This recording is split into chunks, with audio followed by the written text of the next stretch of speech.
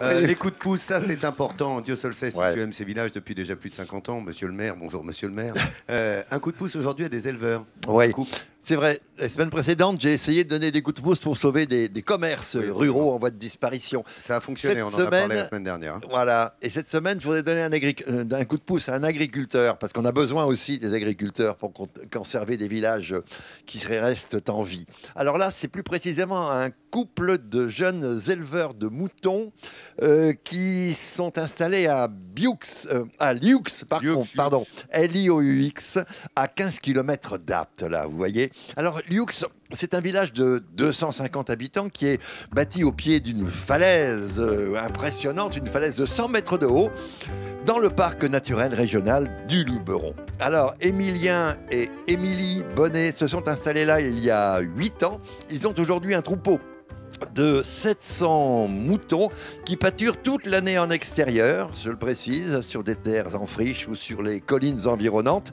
Et pour mieux rentabiliser leur élevage, eh bien, ce jeune couple a eu une idée originale. Ils ont décidé de commercialiser eux-mêmes la laine de leurs moutons mérinos. C'est-à-dire qu'ils récupèrent la laine brute, ils la font traiter à l'extérieur et ils la vendent sous forme de pelote de laine avec un kit à tricoter. Mais écoutez d'ailleurs Émilien Bonnet. Alors notre laine, son avantage, c'est d'abord son mode de production. C'est une laine française, produite dans le Vaucluse, avec un système d'élevage extérieur et extensif. Donc déjà, les contraintes environnementales sont très bonnes. Ensuite, on est sur une race de brebis mérinos d'Arles.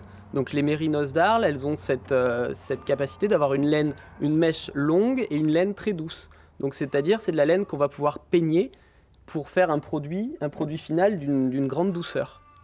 Et pour dynamiser un petit peu tout ça et rajeunir tout ça, on va proposer non seulement des pelotes, mais des kits à tricoter qui vont, on l'espère, motiver les jeunes générations à tricoter.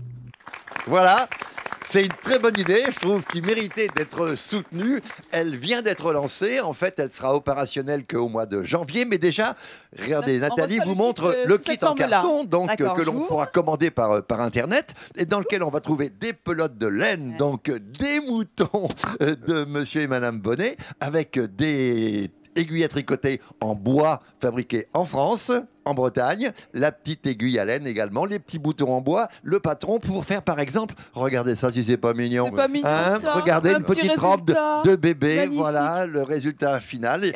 Et les boutons, regardez les boutons, ils sont en forme de fleurs. Et en bois également. Alors il y aura 7 kits pour filles ou c'est pour garçons, à tricoter. C'est pour filles. Mais, ouais, regarde quand même Jean-Seb. J'en sais rien. Voyons une petite robe.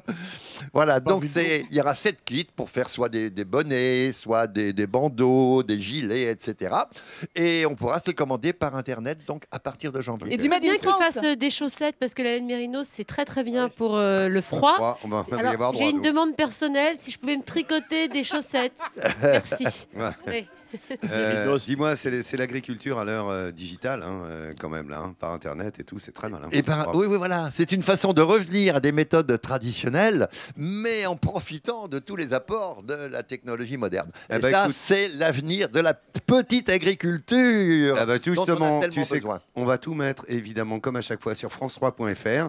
Ce qui me permet, d'ailleurs, à ce sujet, Pierre, je vais t'apprendre quelque chose, c'est que le nombre de pages vues depuis septembre a augmenté de 60%. Et grâce à toi, évidemment, entre autres, parce que les rubriques de nos camarades qui sont là ont été visionnées plus de 700 000 fois.